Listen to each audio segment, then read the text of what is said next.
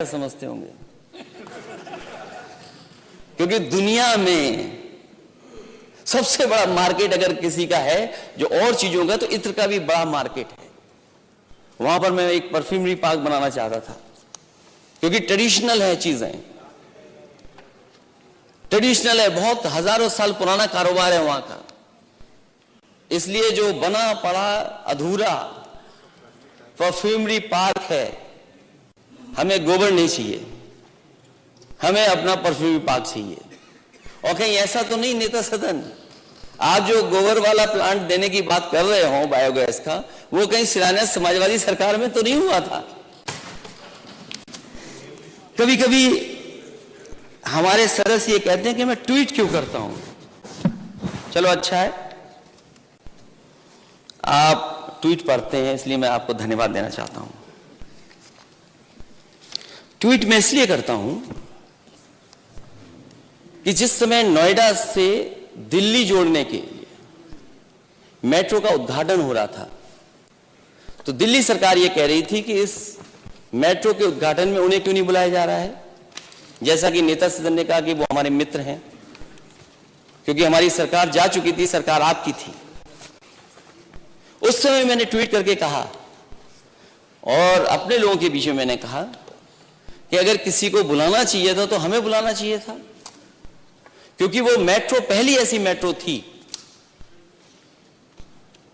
जो पूरे के पूरे यूपी के नोएडा के बजट से बनी हुई थी। उस समय दिल्ली की सरकार ने कोई सहयोग नहीं किया था। और जो लोग ट्वीट की बात कर रहे हैं, क्योंकि नेता सदन ने कभी फाइल ही नहीं देखने दी होगी उनको, तो कम से कम मैं चाहूंगा कि वो फाइल देख लें दोबारा। उस फाइल में नजर आ जाएगा कि किस सरकार की बनी हुई ये मेट्रो है। और मुझे खुशी है इस बात की कि जब वो मेट्रो का उद्घाटन हुआ,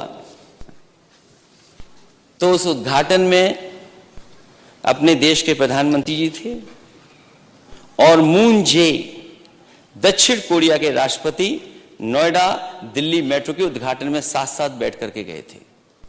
हमारे माननीय सदस्य, अगर वो सांड वाली फोटो गलत आ गई हो, वो हमारा त्योहार है एक, वो सांड केवल एक प्रतीक के रूप में दिखाना चाहते थे कि सांड से लोगों की जान जा रही है। वो फोटो जरूर हो सकता है वो त्योहार की आ गई हो, लेकिन ये तस्वीर बिल्कुल ठीक है और फाइल में सच्चाई होगी। और दूसरा, मिर्जापुर में सोलर प्लांट का उद्घाटन हुआ था, जिसमें कि देश के प्रधानमंत्री जी और मैक्रो जो फ्रांस के थे, वो आए थे उद्घाटन में और उद्घाटन हुआ उसका। अगर वो भी किसी परियोजना बनाई गई थी तो वो समाजवादी सरकार में थी, उसकी भी सही फोटो में लेकर आए हूं अध्यक्ष महोदय।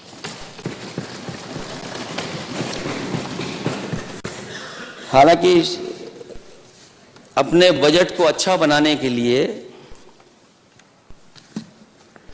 वित्त मंत्री जी पता नहीं कहां से कुछ लाइनें लिख करके लाए थे।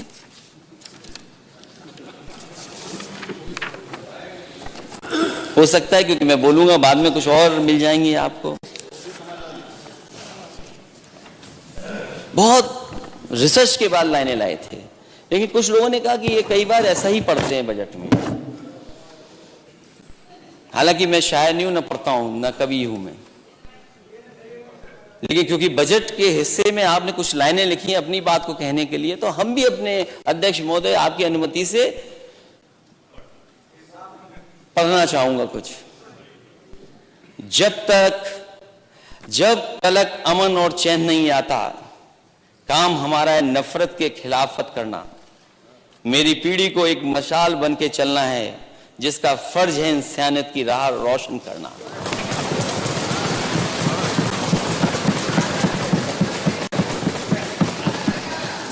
दोबारा पढ़ दूं? जब तलक अमन और चैन नहीं आता, काम हमारा है नफरत की खिलाफत करना। मेरी पीढ़ी को एक मशाल बन के चलना है, जिसका फर्ज है इंसानियत की राह रोशन करना। तो हमारी लाइनों का पोस्टमार्टम कर दिया। हम तो सोच रहे थे, हम तो ये अध्यक्ष महोदय मैं यही चाहता था। हम ये सोच रहे थे कि आप कोई नया सुनाएंगे। नहीं, आपने जो पढ़ा था वही मैंने कुछ उसका जवाब बनाया था। ये मेरी गलती नहीं, अगर आप दूसरा पढ़ते तो जवाब दूसरा होता। ये जवाब नहीं है तो पोस्टमार्टम है उसका। मैं अध्यक्ष महोदय धन्यवाद देता हूं कि वो बात समझ गए कि उन्हीं की लाइनों का जवाब ये था।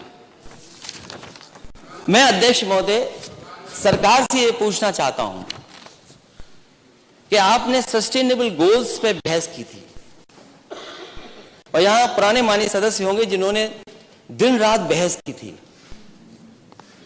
वो सस्टेनेबल गोल्स बहुत महत्वपूर्ण हैं। 5 बजट पिछली सरकार के, 6वां बजट ये, उन सस्टेनेबल गोल्स को हमने कितना अचीव किया है अध्यक्ष महोदय, ये कम से कम सरकार बताए हमें। क्योंकि जो आंकड़े हम पढ़ते हैं, जो हम कभी कभी आंकड़े देखते हैं, जो नीति आयोग से आते हैं, शिक्षा सूचकांक में यूपी सबसे नीचे राज्यों में 4थे नंबर पर दिखता है। आपको दुख हो, हमें भी दुख होता है कि हमारा उत्तर प्रदेश 25 करोड़ का, जिस उत्तर प्रदेश ने इतने प्रधानमंत्री दिए हों और लगातार प्रधानमंत्री यूपी की वजह से बन रहे हो इनकी सरकार के, वो सरकार दिल्ली और यूपी की सरकार में हमारा शिक्षा का ये स्तर, और प्राइमरी स्कूल में मैं हमेशा जाता हूं और मैं एक बार नहीं गया, जब मैं मुख्यमंत्री था तब भी मैं गया और मैं अपनी भी कमी जानता हूं। जब मैं एक स्कूल में गया, मैं जाकर के बच्चे से पूछा कि पहचाना आपने मुझे? तो वो छोटा सा बच्चा बोला कि हाँ मैंने पहचान लिया। मैंने पूछा कौन हूं मैं? तो बोले आप राहुल गांधी हैं।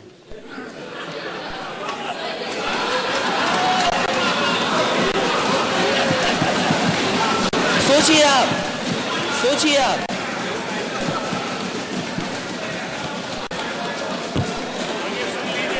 नहीं, मैं अध्यक्ष जी अच्छा सोच रहे हैं। नहीं, पूरी बात इनकी सोच समझ बिल्कुल ठीक है। पूरी बात सुन लीजिए। ये इनकी सोच समझ बिल्कुल ठीक है। मैं जानता हूं किस बात पे ये कह रहे हैं।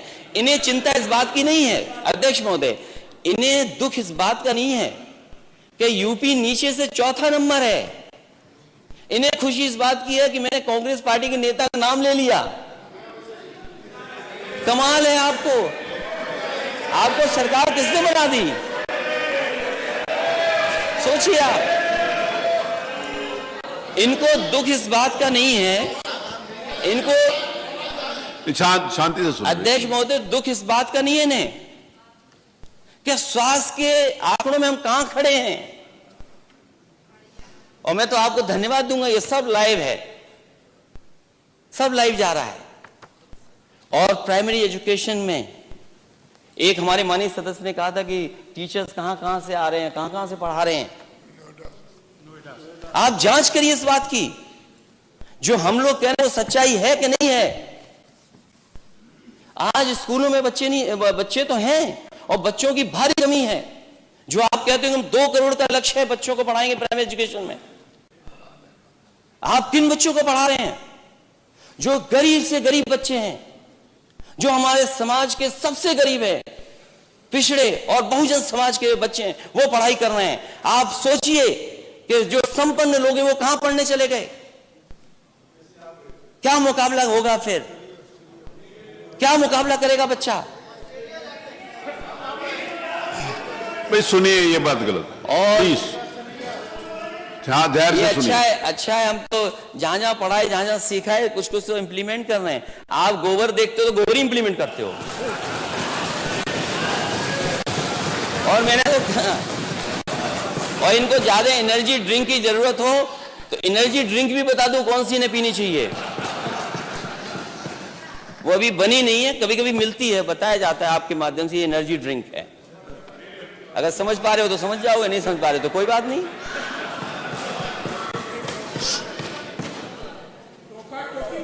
अरे ठीक है, मैं बोलूं। जब सरकार में था तो मुझे खुशी है इस बात की कि सबसे पहले मुझे मथुरा का, अक्षय पात्रा का, उनका प्लांट देखने को मिला मुझे, जहां पर बच्चों को एक साथ लाखों की संख्या में खिलाया जा सकता है।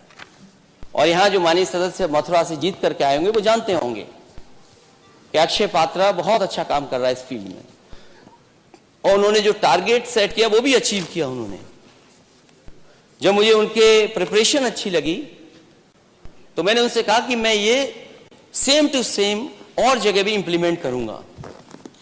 तो उनकी बहुत सारी कुछ रुकावटें थी, चीजें थी जिनको पूरा नहीं किया जा सकता था, बजट के इश्यूज थे, लेकिन उसके बावजूद भी मैं लखनऊ लेकर के आया और लखनऊ में लाखों लाख बच्चे, 1.5 लाख से बच्चों को हॉट कुक्ड मील मिलता है और वो मशीन से रोटी बनाते हैं। वो जो एक्स्ट्रा मनी है वो CSR से कलेक्ट करते हैं। तो लखनऊ की किचन मैंने बनाने का काम किया था और आज लखनऊ में लाखों लाख बच्चे उससे खाना पा रहे हैं। और एक बार अध्यक्ष जी को याद होगा, इसी विधानसभा में खाना चेक करने के लिए स्पीकर माता प्रसाद पांडे जी थे, उस विभाग के मंत्री, मैं और कुछ हमारे महत्वपूर्ण मंत्रीगणों को बैठ करके उस खाने को खिलाने का काम किया था। हम लोगों ने यहीं बैठ करके खाना खाया था कि गुणवत्ता देखें कि आगरा का खाना कैसा मिल रहा है। और उसके बाद तय किया था कि उत्तर प्रदेश में चरणों में कई जगह ऐसी किचन बनाई जाएंगी और अक्षय पात्रा बनाने के लिए तैयार हो गया था। समाजवादियों की सरकार चली गई, जो बजट 200 करोड़ रुपए दिया गया था वो बजट पता नहीं कहां चला गया। मुझे कुछ जानकारी मिली थी कि वो बजट स्वेटर में चला गया। स्वेटर जो वो ऊन का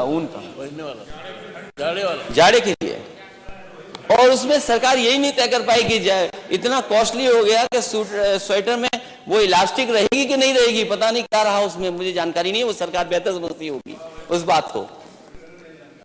वो नहीं, वो पता है मुझे, लेकिन टेंडर डॉक्यूमेंट के स्पेसिफिकेशन थे, उनकी जानकारी मुझे नहीं है। जो माननीय सदस्य कह रहे हैं वो कम से कम सरकार से जानकारी कर लें। वो किचन नहीं बन पाई। मैंने बनारस को दिया था अक्षय पात्रा, आपने और जगह रोक दिया, मुझे कोई शिकायत नहीं है, लेकिन नेता सदन बताएं कि आपने बनारस की वो अक्षय पात्रा किचन को क्यों रोक दिया। और उसके साथ साथ बच्चों को स्टील की थाली मिलने लगी थी, गिलास मिलने लगा था, वो कहां है स्टील गिलास और वो थाली पता नहीं कहां चली गई। जो बच्चों को हफ्ते में 1 दिन फल मिलना चाहिए था, ये सरकार बताए कि कितने हफ्ते बच्चों को फल खिला पाई है सरकार, और क्या दूध दे पाई सरकार कि नहीं दे पाई बताएं। और सरकार ये बताए कि जो आपने तय किया एनसीईआरटी की बुक्स, कितने स्कूलों में आपने पहुंचा दी एनसीईआरटी की बुक्स, अगर पहुंचाएंगे तो बता दो आप। यहां जितने सदस्य वो जाते होंगे पता कर लें। इसीलिए मैंने कहा कि अगर उस तरह की किचन आज चालू हो गई होती तो मिड डे मील योजना में जो घोटाला है वो भी हो सकता है बंद होता और हमारे बच्चों का स्वास्थ्य भी बेहतर हो जाता। कभी कभी लोग मुझे समाजवाद सिखाने लगते हैं। नेता सदन सिखाए तो कोई बात नहीं, जो पढ़ने ही नहीं जानते वो भी सिखाते हैं। जो पढ़ना नहीं जानते वो भी सिखाने लगते हैं कभी कभी।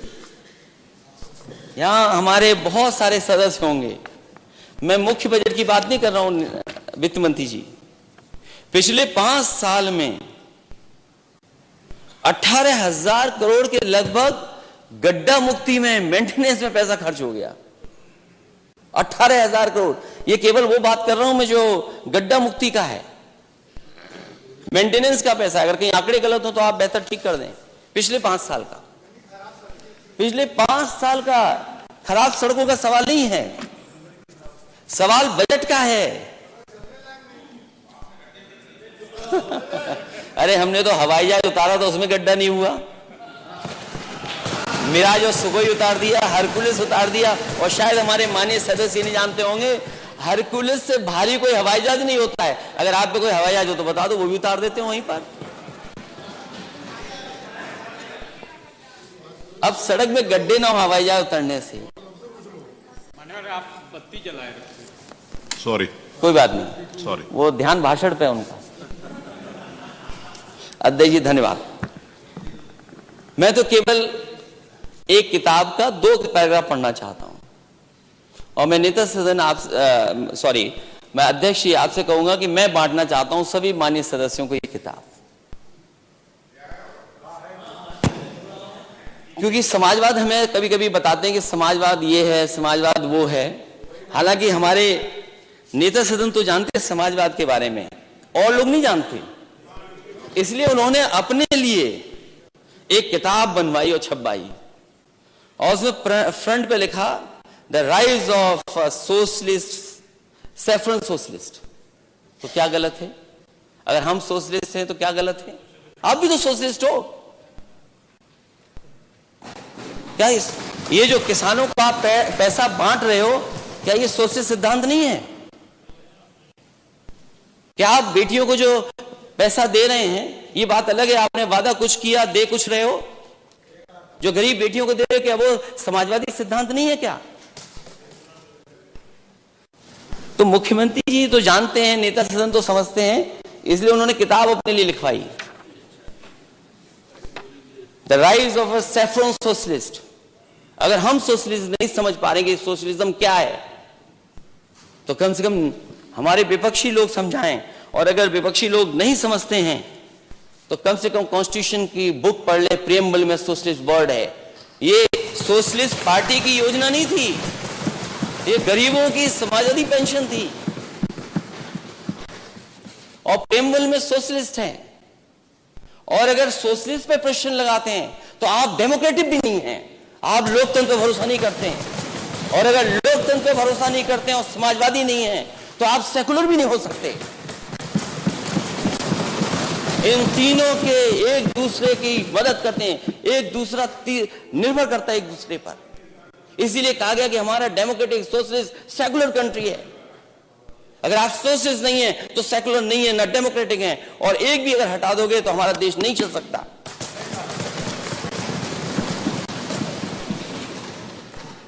अध्यक्ष महोदय, कभी कभी शब्दों में इधर उधर बातें हो जाती हैं। एक और किताब लिखी थी, the monk who became chief minister. हम तो आपको योगी समझ रहे थे, मॉन्क कौन लिख दिया आपको? अब ये भी डिफरेंस आप ही बता सकते हो, हम तो नहीं जानते इस बात के बारे में। नहीं, मैं नहीं जानता हूं डिफरेंस। जो बजट स्पीच है आपकी, और जो बजट स्पीच है आपकी, और जो जनता को वादे किए, जो बजट आप रखते हो, जो बजट खर्च करते हो, उसमें गैप है। जो आपका लोक कल्याण संकल्प पत्र है और जो आपका बजट है, इसमें नहीं है कुछ। और अगर 5 साल की बात कर रहे हो तो पिछले 5 साल में क्यों नहीं पूरा किया आपने? किसानों की आय दोगुनी क्यों नहीं की? अगर ये 5 साल के लिए है, अगर ये 5 साल का है, तो आपने अपना संकल्प पत्र नहीं पढ़ा होगा, जिसमें 2022 में आपने खुद लिखा है कि किसानों की आय दोगुनी हो जाएगी। हम जानना चाहते हैं कि अगर ये बात है तो बताएं हमें कि अगर ये दूरियां हैं इनमें, तो आपके पहले संकल्प पत्र में क्या लिखा था? आपने कहा 70 लाख लोगों को नौकरी रोजगार दे देंगे आप। वो सूची कहां है? और आपने कहा कि हम किसानों की आय दोगुनी कर देंगे। वो कहां है आय दोगुनी? तो इसीलिए मैंने कहा कि इन्वेस्टमेंट मीट में जो आपने कहा कि इतने बड़े पैमाने पे एमओयू है, लेकिन आप अपनी स्पीच में खुद लिख रहे हैं कि 3 लाख करोड़ रुपए के निवेश प्रस्तावों का विभिन्न चरणों में काम चल रहा है। अब ये चरण कौन से, ये बता दें हमें, किस किस चरण में चल रहा है? इसका जमीन पे नहीं चल रहा कुछ भी। और फिर जो बड़ी बड़े सपने दिखाए जा रहे हैं डिफेंस कॉरिडोर के, डिफेंस कॉरिडोर का जो बड़ा सपना दिखाया जा रहा है, शायद सरकार ये नहीं जानती होगी कि वो डिफेंस कॉरिडोर कहां बना है। जो उद्योगपति, जो कारोबार करने वाले लोग हैं, उन्हें तो ये लगता होगा कि जो बुंदेलखंड एक्सप्रेसवे है, इसी के किनारे होगा डिफेंस कॉरिडोर। लेकिन नेता सदन को शायद अधिकारियों ने नहीं बताया कि डिफेंस कॉरिडोर कहां बनाया है। डिफेंस कॉरिडोर बुंदेलखंड एक्सप्रेसवे पे नहीं है। बुंदेलखंड एक्सप्रेस से जब हटकर के आप जाओगे तब डिफेंस कॉरिडोर है। और मैं आपको सुझाव देना चाहता हूं कि अगर कोई एक्सप्रेसवे, वो बुंदेलखंड एक्सप्रेसवे से जाएगा और आपके डिफेंस कॉरिडोर में जगह ढूंढना चाहेगा, तो शायद वो इन्वेस्टमेंट नहीं करेगा आपके। और जिसने जगह देख ली होगी वो शायद इन्वेस्ट नहीं कर रहा होगा, क्योंकि इन्वेस्टमेंट के लिए जरूरी है पानी, सड़क, बिजली। बताओ तीनों चीजें हैं कि नहीं हैं? तीनों चीजें नहीं हैं। और जो डिफेंस कॉरिडोर की जमीन है, ये कभी समाजवादी सरकार में एक्वायर की गई थी, केवल आपने नाम बदल दिया उसका। और ये कागज में देखें, फाइल में देखें, ऐसे नहीं देखिए। वो इंडस्ट्रियल हब बन रहा था। और अगर नेता सदन को ये लग रहा हो कि मैं गलत कह रहा हूं, तो कितनी दूर है नेता सदन, ये बता दें हमें आप। बुंदेलखंड एक्सप्रेस से डिफेंस का जो बना रहे हैं आप। और पानी के लिए एरएच डैम बन रहा था। हमारे माननीय मंत्री लोग बैठे हैं, कई मंत्री सिंचाई विभाग में बन गए। शुरू में दूसरे थे, आज सो रहे हैं शायद। आप थे शुरुआत में, आप तो काम अच्छा कराना चाहते थे लेकिन नहीं करा, होने दिया। नहीं भैया, अच्छा, मैं तारीफ कर रहा हूं आपकी। मैंने यही कहा कि आप अच्छा काम करना चाहते थे लेकिन वो नहीं कर पाए काम। एरएच डैम वैसे क्या वैसा पड़ा है। तो जब इंडस्ट्री का इन्वेस्टमेंट आप चाहते हैं, तो जमीन, आपका पानी, आपकी बिजली कहां है? फिर दूसरे मंत्री बन गए उसमें। और अब तो नए मंत्री बहुत अच्छा बने हैं, जिन्होंने एक डायलॉग सबको याद है। और पता नहीं क्यों ऐसा डायलॉग कहा उन्होंने कहा कि थोड़ा बहुत कमा लो, पूरा मत डकार जाओ।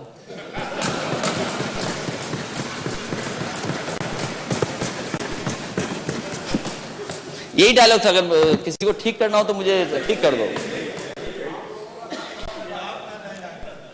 देखो, मेरा डायलॉग नहीं हो सकता, मेरा डायलॉग नहीं है ये। भाई शांति से सुनिए। नहीं, आप सुनिए, अपनी बात कीजिएगा। अवसर आएगा तो आप अपनी बात कीजिए। नहीं, अवसर आएगा तो आप बात रखेंगे। जी, मानी नेता प्रतिपक्ष। तो ये जो इन्वेस्टमेंट है, ये केवल सपना है। और क्या दिखाया गया वहां पर कि मिसाइल्स यहां बनेंगी, यहां पर तोप बनेगी, और तोप ऐसी बनेगी जिसका पाकिस्तान मुकाबला नहीं कर पाएगा, चीन मुकाबला नहीं कर पाएगा। क्योंकि चीन का मुकाबला अलग बात है, वो तो हालांकि इस सदन में नहीं वो बात कह सकते हैं, लेकिन चीन जिस तरीके से आगे बढ़ता जा रहा है, जल्दी करिए आप, जल्दी बनाइए सब तोप और मिसाइल्स वगैरह। और हम तो कहते हैं कि जो नया हवाई जहाज आया राफेल, कोई बुंदेलखंड की तहसील तय कर लीजिए, वहीं पर राफेल भी बनवाइए। क्यों बाहर से आप ला रहे हैं? राफेल वहीं बने हमारे बुंदेलखंड में, और उत्तर प्रदेश में क्यों नहीं बने? इसलिए मैंने मांग की थी उस समय भी कि ग्वालियर से लेकर के लिपू लेक सड़क बननी चाहिए। मैंने कई बार पत्र भी लिखा, और जिस समय सुझाव मांगे गए थे समाजवादी पार्टी से, उसमें भी सुझाव मैंने लिख करके दिया था। मुझे उम्मीद है कि जब आप वित्त मंत्री जी जवाब दें या नेता सदन जवाब दें, तो सड़क मांगी थी ग्वालियर टू लिपू लेक, वो किस स्टेज पर है ये भी जानकारी दे दें।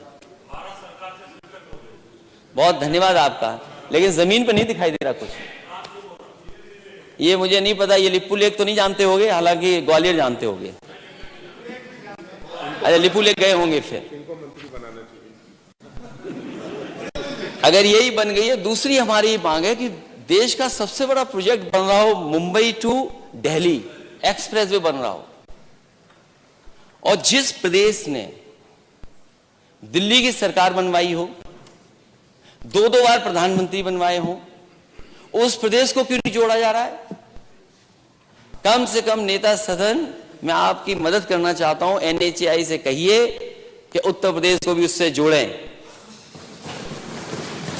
क्योंकि उत्तर प्रदेश ने ही दिल्ली की सरकार बनाई है। और गंगा एक्सप्रेसवे के लिए मैंने अपने गवर्नर भाषण में कहा था कि गंगा एक्सप्रेसवे आप अपना खजाना क्यों खर्च कर रहे हो?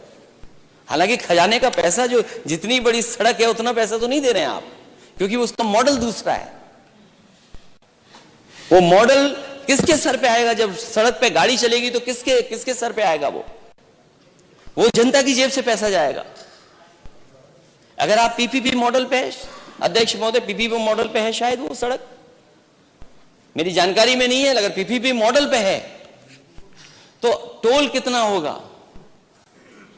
इसलिए मैं नेता सदन की मदद करना चाहता हूं कि डबल इंजन की सरकार अगर आप बोल रहे हैं तो एक इंजन ही क्यों भागे, दूसरा इंजन क्यों नहीं मदद कर रहा उसकी। हजारों करोड़ लेके आई है उसके लिए। और फिर एक बस चली थी, जाने नेपाल से बस चली थी और अयोध्या तक आनी थी। वो बस चल रही नहीं चल रही, उस समय मैंने मांग की थी कि एनएचआई की सड़क 6 लेन कम से कम बननी चाहिए। दिल्ली सरकार बना सकती है, वो भूल गए, केवल बस चला करके भूल गए। बस पता नहीं कब चलती है, कब पहुंचती है। मैं चाहता हूं कोई सुबह चले, वहां से अयोध्या आ जाए, दर्शन करे और फिर वापिस चला जाए। कम से कम ऐसी सड़क तो बनाओ। उसके लिए दिल्ली से पैसा मांगिए आप। नहीं, अब उन्हीं की बात करें इसलिए नहीं ताली बजा रहे हैं, उनको समझ में नहीं आ रहा है। मांगे या मना करें। 1 डिस्ट्रिक्ट 1 प्रोडक्ट। आगरा में लेदर प्रोडक्ट्स, पता नहीं कितना बजट है इसके लिए। अंबेडकर नगर को कहा गया है कि टेक्सटाइल प्रोडक्ट्स के लिए 1 डिस्ट्रिक्ट 1 प्रोडक्ट में उसको कवर करेंगे। अंबेडकर नगर के लोग बताएंगे बजट कितना है उसमें। आजमगढ़ ब्लैक पॉटरी, बांदा में स्टोन क्राफ्ट के लिए, इटावा हमारा टेक्सटाइल प्रोडक्ट्स, क्योंकि इटावा है तो उसमें बजट तो नहीं होगा। फिरोजाबाद ग्लासवेयर, बजट कितना है उसके अंदर। हमीरपुर शूज के लिए बजट कितना है उसके अंदर है? अरे भाई, पानी तो हमने दिया, उसका भी तो धन्यवाद बोल दो। लोहिया गांव भी दिया आपने इनको। देखिए बहुत इंटेलिजेंट है ये। नहीं, वो हम इनको जानते बहुत करीब से। Jhansi soft toys, Kannauj perfume. मैं नेता संघ से कहूंगा गोबर नहीं चाहिए हमें गोबर प्लांट नहीं चाहिए। आप गोबर प्लांट ले जाइए गोरखपुर। हमें अपना परफ्यूमरी पार्क चाहिए। और मैं परफ्यूम पार्क के बारे में बता दूं, वो इसलिए बनाना चाहता था क्योंकि लोग बेला का, गुलाब का और जो हसाइन के लोग हैं वो भी जानते होंगे कि कन्नौज के लोगों के वहां प्लांट लगे हुए हैं। ये बहुत अच्छा कारोबार है, सभी कन्नौज के लोग उससे जुड़े हुए हैं। और वो कारोबार बढ़ेगा तो रोजगार, नौकरी मिलेगी। और बहुत टाइम के हिसाब से, समय के हिसाब से बड़ा परफ्यूमरी पार्क बन रहा था कि लोग वहां आए, म्यूजियम भी देखें। म्यूजियम के साथ साथ जो हमारी इंडस्ट्री को बढ़ावा मिल सकता है, वो बढ़ावे के लिए वहां प्लांट भी लगना था। क्योंकि अभी तो ट्रेडिशनल तरीके से वो एसेंस निकालते हैं, और अगर ये प्लांट लग जाता तो मैं समझता हूं आपके कन्नौज का, यूपी का इत्र दुनिया के इत्रों के बराबर मुकाबला कर लेता। और ये समाजवादी इत्र बनता वहां पर। जो इत्र व्यापारी के बारे में कुछ मानी सरस कह रहे हैं, मैंने सुना है उसमें कि उससे कुछ बजट लेकर के छोड़ा जा रहा है उसको। कहीं ऐसा तो नहीं कि आप ही लोग मिले हों उनसे।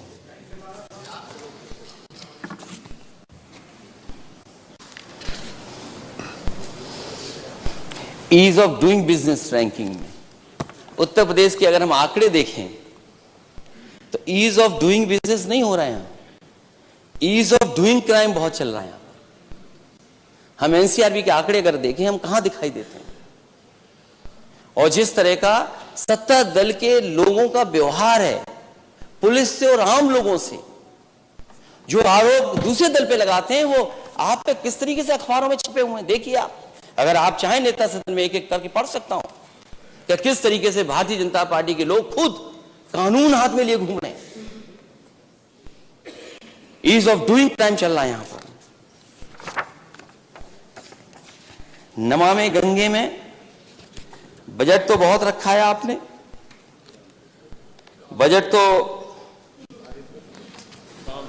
बड़ा बजट रखा है उसमें कि मां गंगा साफ हो जाएंगी। लेकिन मां गंगा अकेली नहीं साफ हो सकती जब तक उसकी सहायक नदियां नहीं साफ होंगी। मैं जानना चाहता हूं सरकार से कि नमामि गंगा के साथ साथ जो यमुना नदी है उसकी सफाई के लिए क्या सरकार कर रही है, जो काली नदी है उसके लिए सरकार क्या कर रही है, जो काली नदी कन्नौज में आकर के जुड़ जाती है गंगा में, उस काली नदी को साफ करने के लिए क्या इंतजाम है? आपकी और नदियां जो जुड़ जाती हैं उसके लिए क्या सरकार ने किया है?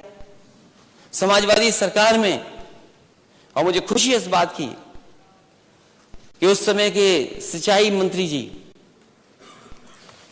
जो न केवल मेरे चाचा हैं, नेता सदन भी मुस्कुरा रहे हैं, वर्णा नदी को साफ करने के लिए इंतजाम किया गया था। और मेरी कोशिश थी कि गंगा से पहले कम से कम एक एग्जाम्पलरी काम करके दिखा दें कि वर्णा नदी बनारस में कैसे साफ बहेगी। जितना काम उस सरकार में हुआ था उससे आगे नहीं बढ़ पाया, वैसी का वैसा रोक दिया। और गोमती का भी उदाहरण है यहां पर। गोमती का भी काम एग्जाम्पलरी होता देश के लिए। जो लोग ये एग्जाम्पल देते हैं कि साबरमती का सबसे अच्छा रिवर फ्रंट है, मैं तो माननीय सदस्यों से कहूंगा कि आप साबरमती का भी देख करके आइए, और साबरमती के बाद अगर आप अपने गोमती का देखेंगे तो गोमती का जो रिवर फ्रंट है उसके सामने साबरमती का रिवर